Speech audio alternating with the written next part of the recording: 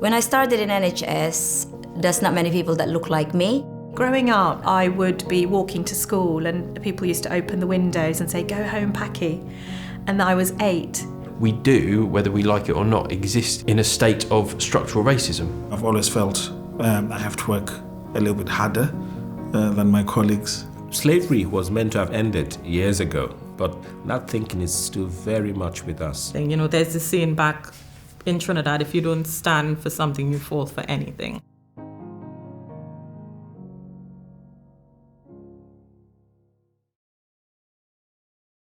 On what you would call the front line, it's a big mix of people from different, backgrounds and so forth. But then as you start to move about into kind of more senior roles, you think, actually, no, the landscape is different here. Definitely not because there's the lack of talent, but I think sometimes people haven't got the opportunities or they have the confidence to step forward and put themselves into those roles. When we talk about cultural differences, right? I know as a black person coming from the Caribbean, culturally you have to be humble. Culturally you don't talk about the things that you know, the things that you do, the things that you've accomplished, because your parents will tell you, humble yourself. Know your place, right? And so it doesn't matter how many things that I've done and the experiences that I have. In an interview, if somebody asks me, sell yourself, super hard to do that because it's embarrassing. And then it sounds like you're boasting because we're taught not to boast. But that isn't how it works in these organizations. It isn't built on merit. We do need to understand the currency of an organization and how we could progress. However, when you look at the statistics, a lot of our Black, Asian, minority ethnic staff are overqualified for the roles that they're in now. So why do we need more training? What needs to change is the system, how you do interviews and how you promote people. I take the role modeling very seriously. So there are band 5s in my trust who've been a band 5 from diverse background for 5 years, 10 years, 20 years.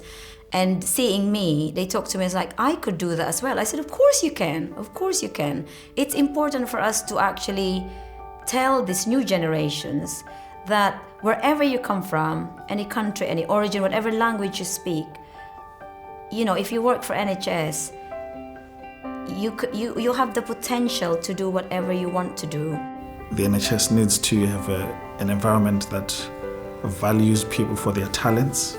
I've been in plenty situations where I've walked into the room and I have been not only the only black person, I've been sometimes the only just person of a minority background. When you identify talent in people, you need diverse people to identify that. I'm not saying have a panel for everything. I'm saying talent is different.